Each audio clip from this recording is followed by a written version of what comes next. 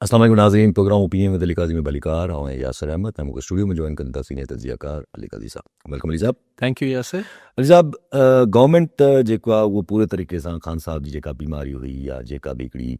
CRVO disease या छा बि चइजे, इन्फेक्शन चइजे,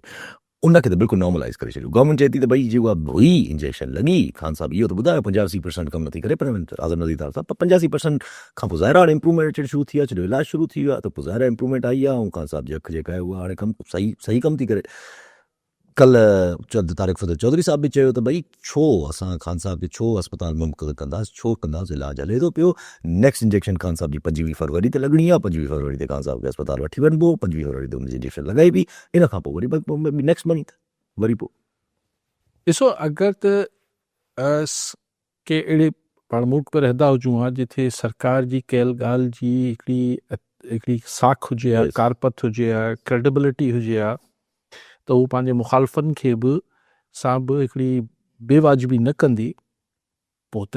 इहा ॻाल्हि जेका सरकारी वज़ीरनि वफ़ाक़ी वज़ीरनि कई आहे, इनखे ॿुधण खां पोइ जेके बि ख़ान जा चाहींदड़ हूंदा, न बि चाहींदड़ हूंदा, शुक्र कंदा। चलो यार, हिकिड़े माण्हू जी अखि ज़्यान थियण खां बची वई, हाणे वफ़ाक़ी वज़ीर चवनि था त बाबा उहा ठीकु थिए पियो ऐं अखि बिल्कुलु नॉर्मल थिए पई, त माना माज़ूरी खां बची वियो, त शुक्र अल्हम्दुलिल्लाह। अगरि छाकाणि त असांजा वफ़ाक़ी वज़ीर चवनि पिया ऐं वफ़ाक़ी सरकार या हुकूमत कूड़ त ॻाल्हाए नथी सघे, ज़ाहिर आहे ठीकु हूंदो। पर मसइलो इहो आहे जिथे PTI वारा या उनजी सिस्टर्स ऐं फैमिली नथा वञनि, छाकाणि त सरकार जी क्रेडिबिलिटी जो इशू आहे, साख जो आहे। चुका आहिनि जॾहिं ॿुधाइनि न पिया त मर्ज़ आहे, खोड़ ॻाल्हियुनि ते फिरी वञिबो आहे। हीअ थींदो आहे, न पोइ हीअ वरी ॿी बीमारी आहे, हुन बीमारी जो इलाजु थी वियो, हीअ का ॿी बीमारी हुई। लेकिन चलो, अगरि फेस वैल्यू ते वठूं त हुनजो तबियत ठीकु थी वई आहे, सभु कुझु ठीकु थी वियो आहे, त पोइ शुक्र करणु खपे। हिन में त को बुरी ख़बर त न थी। लेकिन जीअं मूं चयो त अगरि कल्ह बि हिकिड़ी नंढी ॻाल्हि कई पई त अगरि ख़ान जी फैमिली जिन्हनि डॉक्टर्स लाइ चए पई, उन्हनि मां हिकिड़ो डॉक्टर जेको स्पेशलिस्ट हुजे उहो बि वञी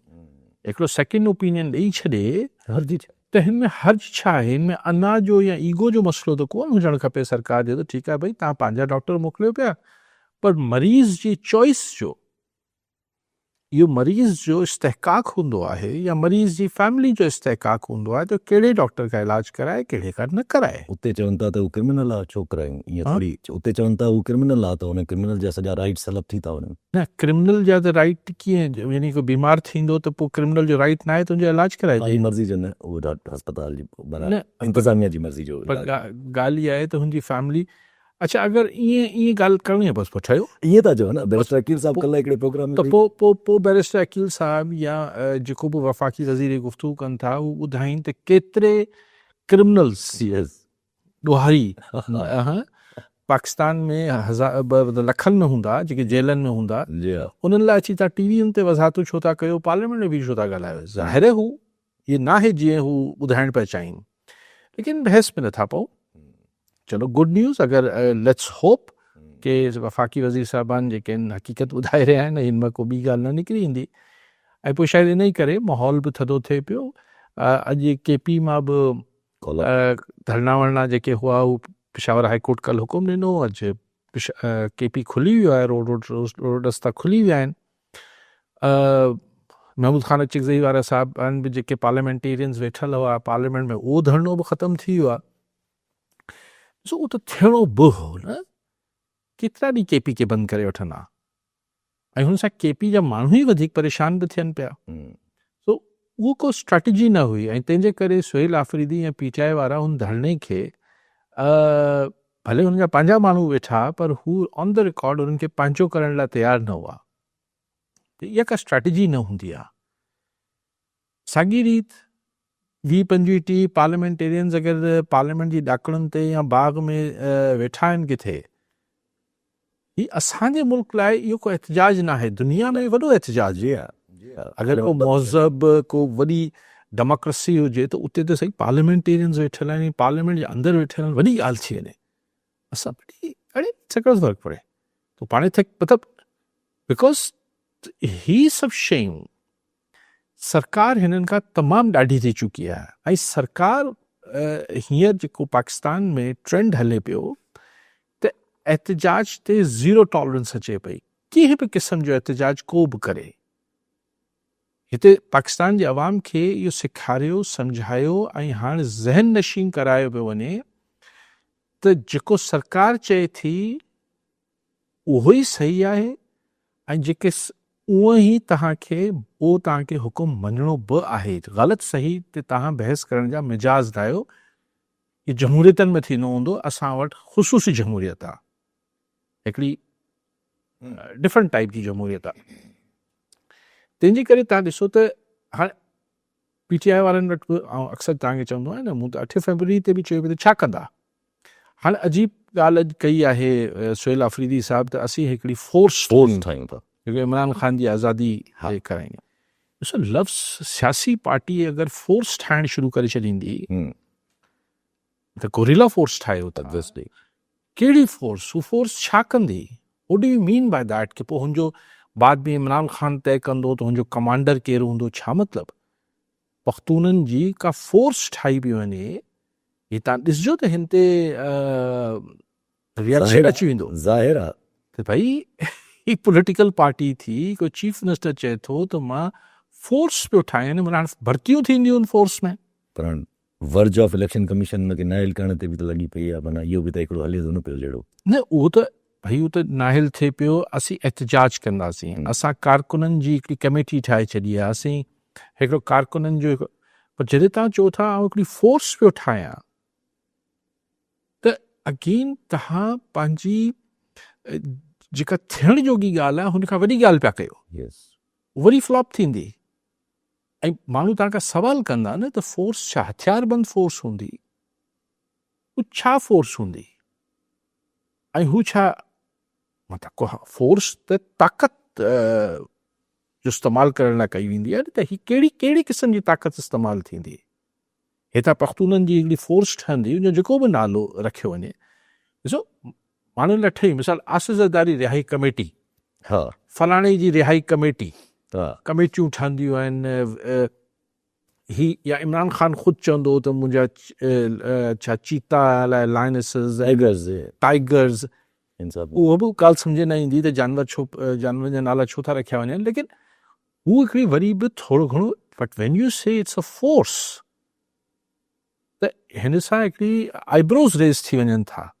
ऐं तव्हां हिते ॾिसजो त रिएक्शन ईंदो। त सुहेल आफरीदी या PTI वारनि वटि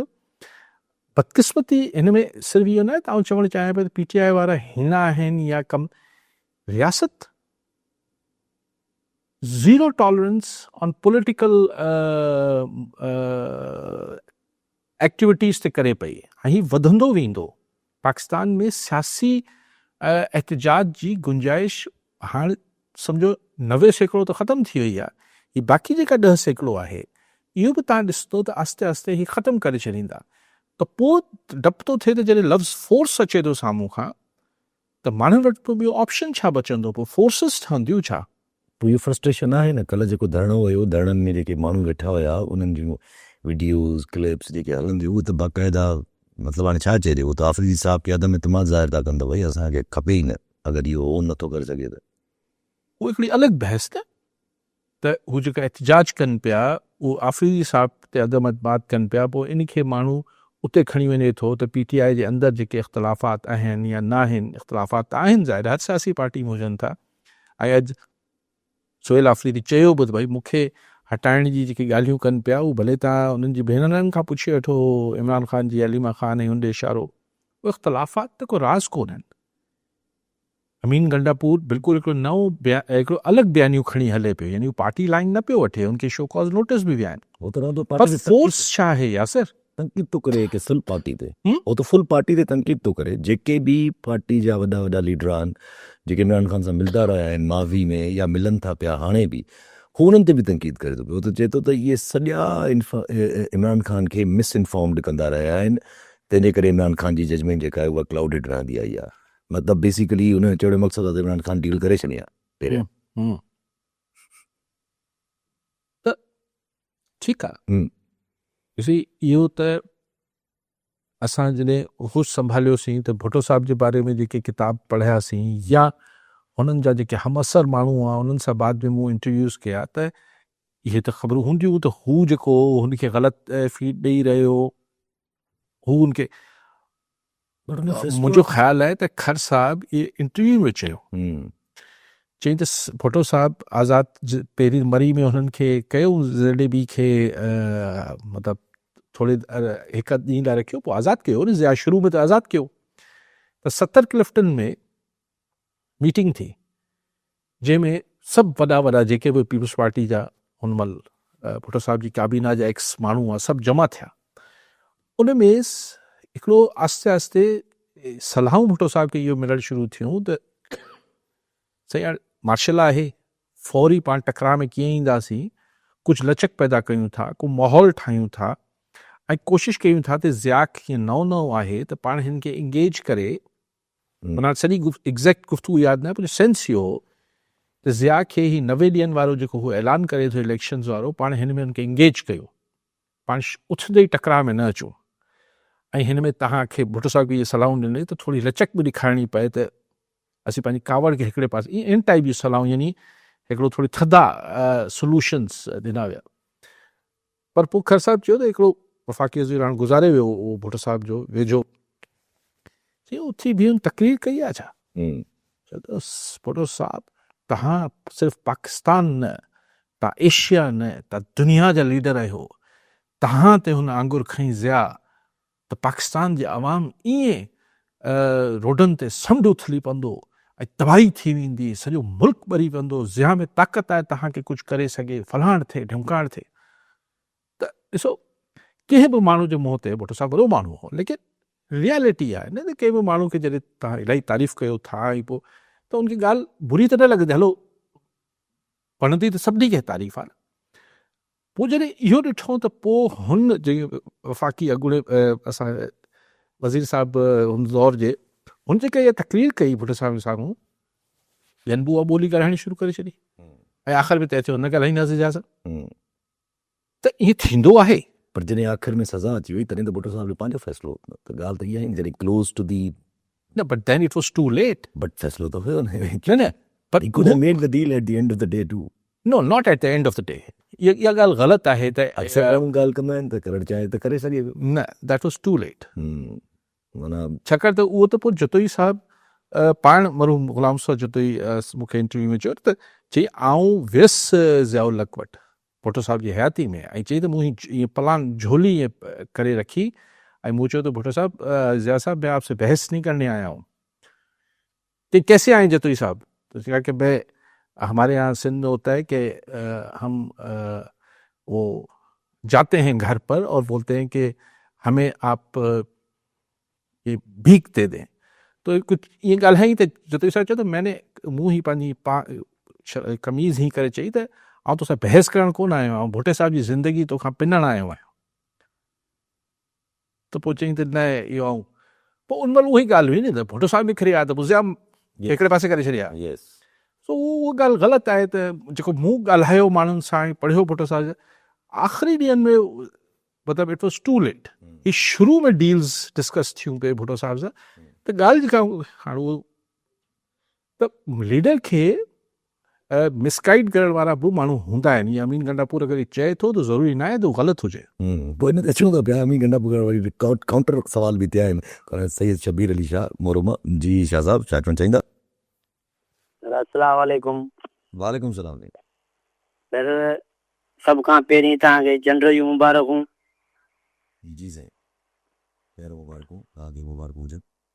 ख़ैर मुबारकूं साईं क़ाज़ी साहिब सां सवाल ॿ करणा आहिनि असांखे त अञा ख़ैर सां रमज़ान शरीफ़ पहुतो इन खां पहिरीं जेके बटालू मिलनि पिया 60 रुपया उहे 100 रुपया किलो थी विया ऐं पेट्रोल बि वधाए हिननि छॾियो असां ग़रीब माण्हू रमज़ान शरीफ़ जो पैकेज त कोन ॾिनऊं पर मुर्गी वरी हिननि कम खे वधाए छॾियो ऐं शहबाज शरीफ़ ऐलान कयो त चइनी सूबनि में 13,000 रुपया ॾिना वेंदा उहे बि अञा ताणी जारी न थिया ठीकु साईं महंगाई जो सही शइ साईं, इहो त थियणो हो, हर साल थींदो आहे ऐं सभिनी खे ख़बर हुई। ऐं कुझु ॾींहं पहिरीं त पेट्रोल जी क़ीमतूं ऐं डीज़ल जी क़ीमतूं वधाए छॾियूं, पर न बि वधाइनि। ऐं पटाटा वधनि था त इहो कोई शबाशरी कोन रुकंदो, इहो त लोकल एडमिनिस्ट्रेशन रोके सघे थी। ऐं उहो असां वटि प्राइस कंट्रोल जो कुझु आहे कोन। अञा त 100 रुपया थिया आहिनि, तव्हां ॾिसो रमज़ान थोरो अॻिते वधे त अञा वधाए छॾींदा। तो इहो बदकिस्मती आहे। बाक़ी हाणे नवाज़ शहबाज शरीफ़ साहब उहो ऐलान कयो भई तव्हां एॾो दिलि ते छो था वठो अहिड़े ऐलाननि खे। जिन्हनि खे ॾियणा हूंदा 13,000 उनखे मिलंदा, हर कंहिंखे थोरी मिलंदा। ज़ाहिर आहे जब कल्ह कब्ज़ाराई जी ॻाल्हि हले पई गुफ़्तगू, त गंडापुर साहब खां इहे बि सवाल थिया त भई सभ खां वधीक अगरि मुलाक़ातूं नोट कयूं उन्हनि त तव्हां पाण कयूं आहिनि। माना गंडापुर साहब एज़ अ चीफ मिनिस्टर ज़ाहिर आहे, तव्हां जेके इमरान ख़ान साहब थियूं आहिनि, ॿियो ज़ाहिर आहे अलीमा ख़ानम साहिबा कयूं। त हाणे अलीमा ख़ानम साहिबा ते इन जे करे ई घणा इल्ज़ाम बि लॻनि था त हू शायदि को भड़काइनि थियूं, हू शायदि को नथियूं चाहिनि, घणा माण्हू पार्टी जे अंदरि बीहणनि ते पिया। कल्ह जेको टिनि भेनरुनि प्रेस कॉन्फ्रेंस कई उन्हनि में त डॉक्टर उज़मा ख़ान जेका वॾी वॾी भेण आहिनि, उन त डायरेक्टली वरी पंहिंजी उहो ई इल्ज़ाम वापसि रखियो त मारण जी कोशिशि ऐं केरु माराईंदो ऐं केरु ज़िम्मेदार हूंदो। कंहिंखे माराइण जी? इमरान ख़ान साहब खे। केरु ज़िम्मेदार? अच्छा अच्छा, ॾिसो हाणे वरी ॿ ॻाल्हियूं मिक्स थी। जेको अमीन गंडापुर, ऐं का अमीन गंडापुर खे उहो न पियो कयां, डिफेंड न पियो कयां। अलाए कंहिंजो माण्हू हो, उन महिल बि सम्झ न ईंदी त हीउ PTI जो आहे या ॿिए पासे जो आहे, हीअ त विच में खेॾण वारा माण्हू हूंदा आहिनि न। जी हा, लेकिन उहो हिकिड़ी जनरल ॻाल्हि पे कई त लीडरशिप कॾहिं कॾहिं कंफ्यूज़ हूंदी आहे, ज़ाहिर आहे। कंहिंजी ॻाल्हि ॿुधिजे। हा हा, अलीमा ख़ान साहिबा हुजनि या संदसि सिस्टर्स ॿियूं भेनरूं हुजनि, ॾिसो उहे पंहिंजे भाउ खे तमामु घणो चाहींदियूं ज़रूरु हूंदियूं, ज़रूरु हर भेण खे भाउ वणंदो आहे या अकेलो भाउ अथनि, पर हिननि सां उनजी सियासी क़ाबिलियत नथी ठही वञे। एग्ज़ैक्टली। इन करे मूंखे अलीमा ख़ान जो जेको सियासी डिसीशन हूंदो उहो कीअं असीं चऊं त हिकिड़े सियासतदान खां बहितर हूंदो। ई त ज़ाहिर हिन हेरिंग ते कॾहिं सियासत में आंदे ई पियो आहे। हाणे लेकिन ज़ाहिर आहे हू जी सिस्टर्स आहिनि, ऐं हींअर हू जेसि ताईं ख़ान ॿाहिरि हो त पंहिंजी भेनरुनि खे हिननि खे पॉलिटिक्स में न अचणु ॾींदो, पर हाणे ज़ाहिर सिचुएशन आहे। बाक़ी हाणे उनखे अगरि मारण जी कोशिशि थिए पई, ऐं उहो त ज़ाहिर इहे ॻाल्हियूं ऐं इहे ख़दशा ऐं इहे सभु शयूं जारी रहंदियूं आहिनि। ऐं ज़ाहिर उहो त जेसि ताईं ख़ान जेल जे अंदरि आहे। पर हिकिड़ी ॻाल्हि ज़रूरु ज़हन में रखिजे असां त जेल मां ख़ुदा न ख़ास्ता हिकिड़े ॿिए अॻूणे वज़ीर आज़म जेको तमामु घणो पॉपुलर हुजे, उनजी हयाती खे कुझु अगरि ख़ुदा न ख़ास्ता थिए थो त ईअं थींदो। ठीकु आहे, इमीडिएट रिएक्शन न बि अचे, पर very long term, again very long term implication. ही त ज़ाहिर आहे इन खे त पोइ इन्हनि खे धोइण में वरी 25-30 साल लॻी वेंदा, एतिरो 16। लेकिन छा थींदो आहे त जॾहिं मामलात पर्सनल हूंदा आहिनि ऐं मूंखे हूंदो आहे त मूं यासिर कुझु न कयो त यासिर मूंखे धकु हणी छॾींदो आहे, यासिर खे थींदो यासिर न हणंदो त आऊं हणी छॾींदुसि, पोइ माण्हू परवाह न कंदो आहे। पोइ चवंदो ठीकु आहे जेको थींदो सो थींदो, फ़िलहाल त यासिर खे फ़ारिग़ कजे, या यासिर चवंदो अली काज़ी खे फ़ारिग़ कजे, इहो थींदो त आहे। ही को जेके समय सालनि जी पैलेस इंट्रीग्स खां वठी महिलाती साज़िशनि खां वठी पर्सनल इक़्तिदारी रांदि में भाउ खे माराए छॾीनि था। So yes. अच्छा, लेकिन अमीन हू जेका अमीन गंडापुर वारी ॻाल्हि तव्हां कई पे, त हू जेको गो बिटवीन करे पियो, हिकु ॿी थी हले पई पंहिंजो अगरि रखी छॾे, मतलब गुट विट कुझु साफ़ हलाइनि था पिया। त गंडापुर साहब जेको आहे उहो आयो आहे ऐं इमरान आफ़रीदी साहब नाइली जी वर्ष ते आहे। ऑब्वियसली थी सघे थो नाइल थी वञे, इलेक्शन कमीशन ऑफ पाकिस्तान मां फ़ैसिलो त महफ़ूज़ थियो आहे। जहिड़ा रिमार्क्स हुया, रिमार्क्स बि अहिड़ा ई हुया त हीअ नाइल थी सघनि था, ऐं हिननि कई आहे ख़िलाफ़ वर्ज़ी, तो नाइल थी सघनि था। अगरि जे थियनि था 5 सालनि जे लाइ नाइल, पोइ चवनि था त हिकिड़ो कॉन्स्टिट्यूशनल डायलेमा वरी क्रिएट थियण जी कोशिशि थींदी KPK जे अंदरि। पोइ पॉसिबल आहे हुन टाइम ते गंडापुर साहब अगरि पार्टी न बि छॾे त फॉरवर्ड ब्लॉक ठाहे छॾे, न फॉरवर्ड ब्लॉक ठाहे, इंक्लूडिंग द पार्टी, ऐं पोइ पाण चीफ मिनिस्टर इलेक्ट थिए। न मतिलबु लोटा ठाहे छॾे, न लोटा न, बसि पंहिंजी पार्टी जा ई माण्हू जेके हिन खे सपोर्ट कंदा, कुझु माण्हू जेके हूंदा उहे नज़रियाती रहंदा इमरान ख़ान सां गॾु, पार्टी हाईजेकिंग जो बेसिकली। सर जी तव्हां कुझु बि नालो ॾियो न हा हा यस यस लोटा लोटा ठहंदा लोटा काटी हाईजैकिंग बेसिक तव्हां हुनखे चओ न हीअं आहे त लोटो आख़िर में काटी हाईजैक करनि बेसिक पार्टी जा अगरि MP फिरिया हा। बस कुझु थी सघे थो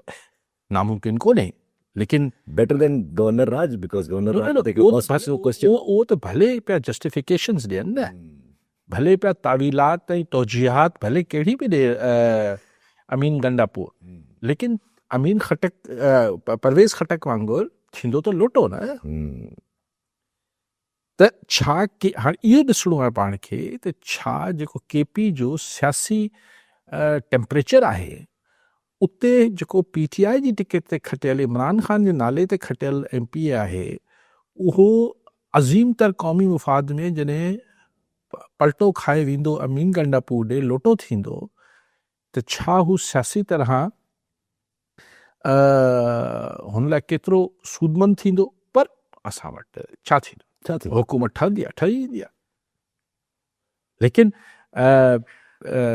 PTI जे केस में असां ॾिठो त परवेज़ खटक बावजूद इलेक्शंस बावजूद फॉर्म 47 सभु कुझु जे बावजूद पाण ॾिठो त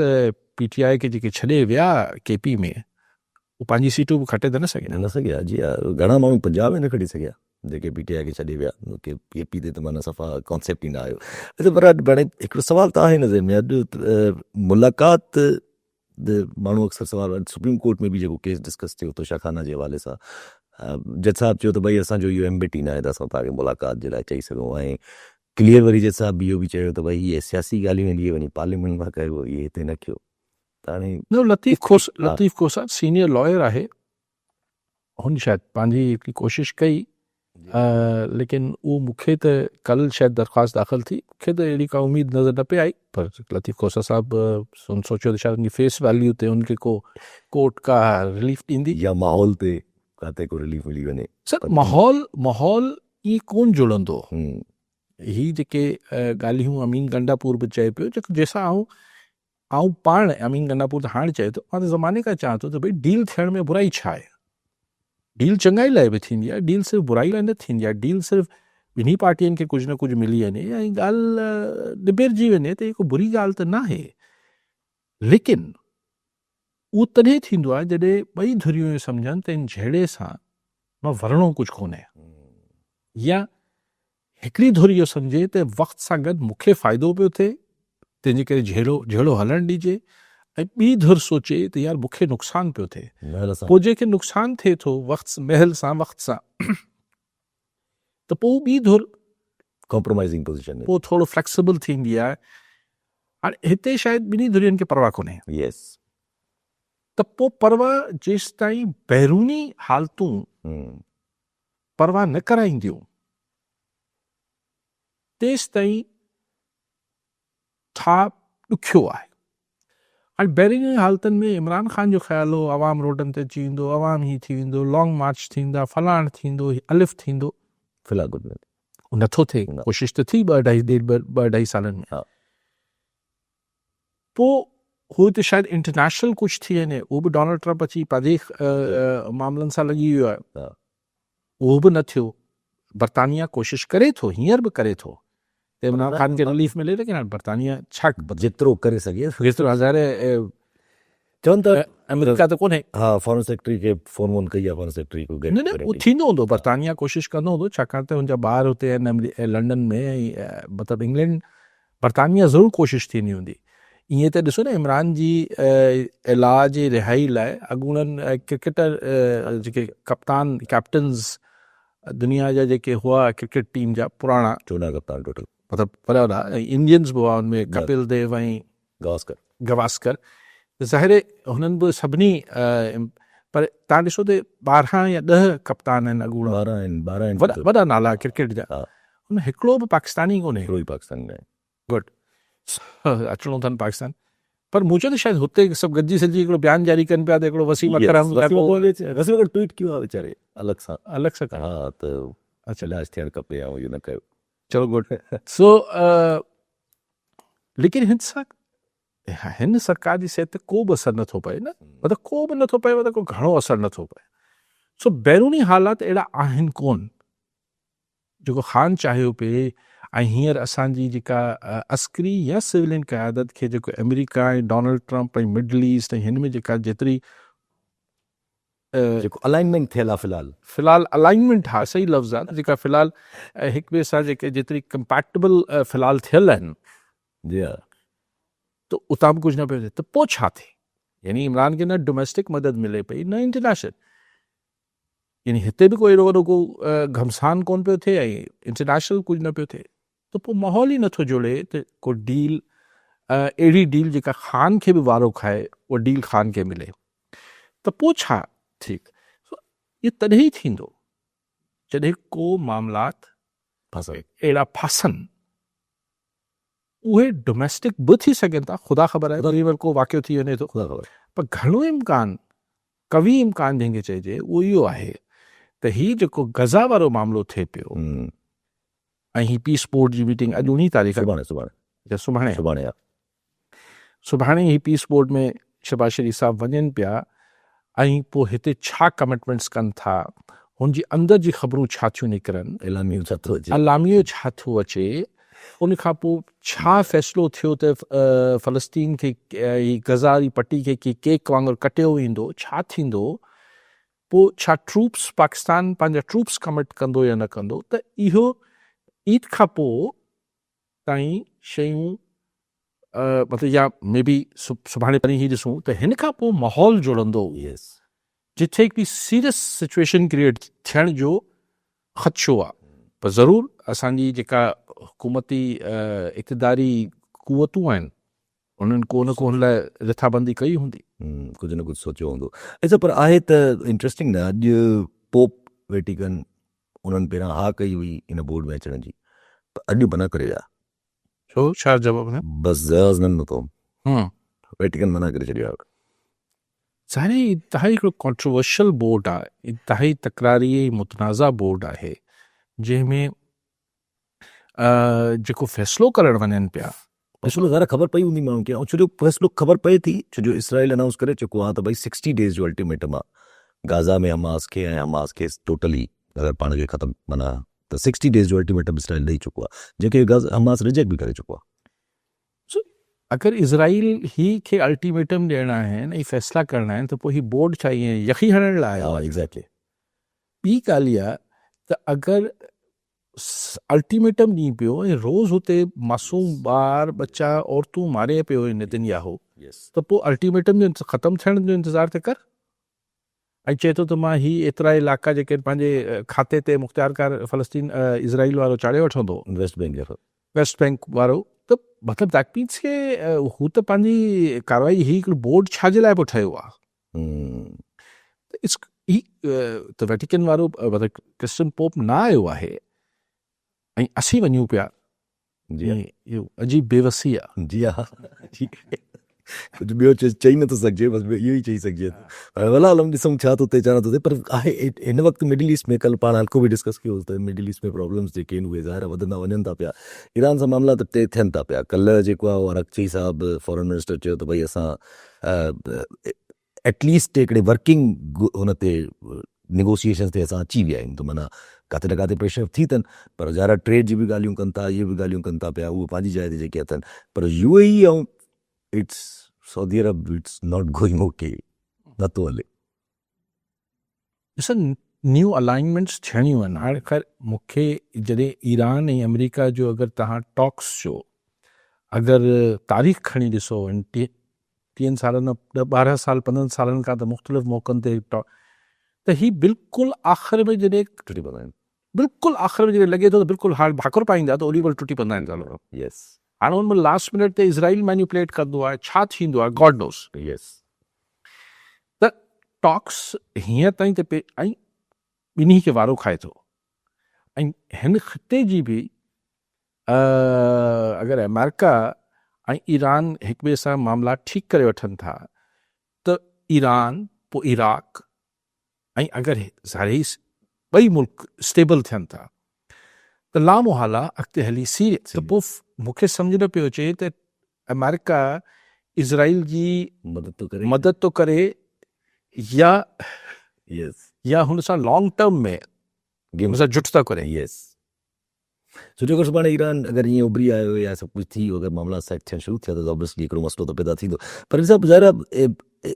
इहा ॻाल्हि पंहिंज आहे हिते ईरान सां ट्रेड। पर अॼु बि डोनाल्ड ट्रम्प चयो त एनर्जी सेक्रेटरी बि चयो हुनजे त भई असांजो विजन आहे त असां ईरान खे कॉन्स्टेंट हुनजे अंदरि रखंदासीं, मतिलबु मोबिलाइज़ेशन जे अंदरि, आय जे अंदरि, अख जे अंदरि, माना हिकिड़ो ॾिसंदा रहंदासीं असां ईरान खे। असां नथा चाहियूं त ईरान पंहिंजो मिज़िल प्रोग्राम वधाए या मिज़िल प्रोग्राम खे एक्सपेंड करे। त पोइ हाणे ज़ाहिर आहे किथे न किथे पोइ वरी ॾिसो मूंखे लेट्स वेट, हिन ते पाण इन करे वक़्त खां कमेंट्री न कयूं त ॾिसूं त हिन ॿिन्ही जे विच में किथे कहिड़ी ॻाल्हि शुरू थी त भई एटम न्यूक्लियर टेक्नोलॉजी ख़तमु कयो, हा उन ते अमेरिका ईरान राज़ी आहे। हा पोइ हिननि फरमाइश कई त असां हिननि जे जेके मिज़ाइल टेक्नोलॉजी आहे हिन ते ॻाल्हाइनि। हू चवनि था त असीं नथा ॻाल्हायूं। विच मां ॻाल्हि निकिरी आई त अच्छा पोइ ईरान जो ऑयल, एनर्जी, रेयर मिनरल्स, अगरि अमेरिका जो ईरान में पैसे पाई जो इंट्रस्ट डेवलप थी वियो ऐं ईरान अगरि हुनखे पाण सां पैसे पाई में इंगेज करे वियो, पोइ त मसइलो थी वेंदो, पोइ मसइलो हल थी वियो। पोइ त ॿियनि लाइ मसइलो थी वेंदो, इसराइल हेॾे होॾे इन्हनि लाइ मसइलो थी इहो ई ॾाढो मसइलो थी वेंदो। अॻिते हलो हिकु नंढी ॻाल्हि रखी वठो। ज़ाहिर पर पंहिंजे हिते काज़ी अहमद में को वाक़ियो थियो, तकरार थियो ऐं पोइ तकरार में लाशूं पोइ हुननि गॾु रखियूं। बकौल हुननि जे त पुलिस ज़बरदस्ती दफ़नाए थी, पुलिस रोड खोलाए थी पई। पुलिस जो DSP साहब चवनि था पिया त न भई असां नथा दफ़नायूं, माण्हू पाण था दफ़नाइनि, माण्हू पाण एहतिजाज करे था। हाणे उते SSP साहिबा को ख़ातून आहिनि शायदि, यस शायदि SSP साहिबा ख़ातून आहिनि। ही तो कल्ह मूं क्लिप ॾिठो पियो या ASP आहिनि या SSP आहिनि, हू उन्हनि खे धरणे वारनि खे तमामु मिंथ पैड कनि पियूं त भई हा ख़ाली कर दे। हा त हू पूरी मन ज़ाहिरी जज़्बाती हुआ, चवनि पिया असीं न पिया कयूं। पोइ जे थिए थो आहे त पोइ पुलिसी वारी हरकत मतिलबु जेको उन्हनि जो हूंदो आहे उस शायदि आउं ॻाल्हि ईअं सम्झियो आहियां। पोइ पुलिस मुर्गो, पोइ पुलिस गर्दी ते लही अचे थी त पोइ इहो करे थी त लाश ई खणी वई त असीं पाण ते दफ़नाए छॾियूं। अरे भई हीअ कहिड़ी फज़ीलत आहे। त पोइ हिननि खे वीचारे ॻोठाणनि खे धरणो वरणो त छुटो, हुनजे लाइ असां लाश त मोटाए ॾियो। पोइ हिननि महिरबानी करे पुलिस वारनि खे लाश मोटाए ॾिना। दिस इज़ अ वेरी जंहिंजा माण्हू, हाणे मसइलो इहो आहे न त अगरि दुनिया में अगरि महज़ब मुल्कनि में कंहिंजो को एॾो ॾुखाईंदड़ वाक़ियो थिए थो, कंहिंसां ट्रेजेडी थिए थी, त हू को पुलिस सां उथंदे ई विढ़ण कोन शुरू करे छॾींदा आहिनि। सबबु इहो हूंदो आहे, उनखे ख़बर हूंदी आहे त बाबा पुलिस पंहिंजे वसां न घटाईंदी, केॾो बि चङो मुड़ुसु हुजे उनखे गिरफ़्तार कंदी। असां वटि माण्हुनि खे आहे त अगरि असीं एहतिजाज न कंदासीं त पुलिस ॿुधींदी बि कोन, दरख़्वास्त बि फ़रियाद बि कोन वठंदी।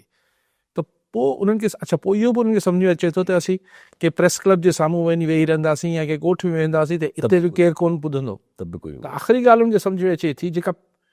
पहिरीं ॻाल्हि हुनखे सम्झ में अचे थी, जेका असूली तौर ते आख़िरी हुजणु खपे, त नेशनल हाईवे बंदि करे छॾियो। हाणे नेशनल हाईवे या इंडस हाईवे इहे बंदि थियनि था त ज़ाहिर सॼो मुल्क चौक थी वञे थो। त पोइ ज़ाहिर आहे आऊं चाहियां थो त हिन में अगरि पुलिस पंहिंजी पुलिसिंग ठीकु करे त माण्हुनि ज़ाहिर इहा त हुननि खे बि ख़बर हुई न त भई पुलिस त कोन मारिया हुननि जा माण्हू कंहिं ॿिए वारियनि मारिया, ॿी धुर हूंदी। त अगरि हुनखे इहे तसली हुजे मक़तूलनि जी फैमिली खे त पुलिस घटि न कंदी हुननि सां, त हुनखे कहिड़ी ज़रूरत आहे जो राति जो वेही उजागा कनि हाईवे ते वेही। पुलिस खे पंहिंजी साख कारपट ठीकु करण जी ज़रूरत आहे। पुलिस अगरि पाण मारे थी माण्हुनि खे, हाणे माण्हू छा कनि? या त ईअं हुजे न त पुलिस पंहिंजी पुलिस वारनि खे फौरन अरेस्ट करे वठे। SSP चए त बाबा मूंखे ख़बर न हुई, SHO कयो आहे, सिपाही कयो आहे, जे बि कयो आहे, उनखे अरेस्ट कयूं था। असां वटि उहो नथो थिए छाकाणि त अमूमन अहिड़ा जेके एक्स्ट्रा जुडिशियल किलिंग्स हूंदियूं आहिनि उहे SSP खां हेठि ऑर्डर्स अचनि था। इहो थिए थो। ऐं सभु जेको CCD डिपार्टमेंट पंजाब में खोलियो आहे, एक्स्ट्रा जुडिशियल HRCP असांजी human rights commission of Pakistan में, त अलार्मिंग फिगर्स ईंदा आहिनि कुझु त जेके एक्स्ट्रा जुडिशियल किलिंग कई आहे CCD। इहो सभिनी खां पहिरीं जेको एक्स्ट्रा जुडिशियल किलिंग आहे न, शुरू पंजाब ये 80, 85, 86 या न शहबाज शरीफ़ जॾहिं पहिरियों दफ़ो नवाज़ शरीफ़ दौर में थियो या शहबाज शरीफ़ दौर में, पोइ त उर्दू अख़बारनि सुर्खियूं लॻाईंदियूं त इतने फड़का दिए, लफ़्ज़ थींदो फड़का दिए। अजीब ॻाल्हि हुई, माण्हू मरण खे फड़का। असां वटि थींदो आहे फुल फ्राए थी वियो। त इहा बिदत पंजाब पुलिस वारा ई आई त हुननि घटि त न कई हूंदी, अञा बि जारी सारी रखियो वेठा हूंदा, पर हुते एतिरो माण्हू ॻाल्हाइनि कोन था। ठीकु आहे सभिनी महिरबानी साहब। नाज़रीन, अॼु जे प्रोग्राम जो पूरो थियो, वरी मिलंदा ईंदड़ प्रोग्राम में। दुआ में।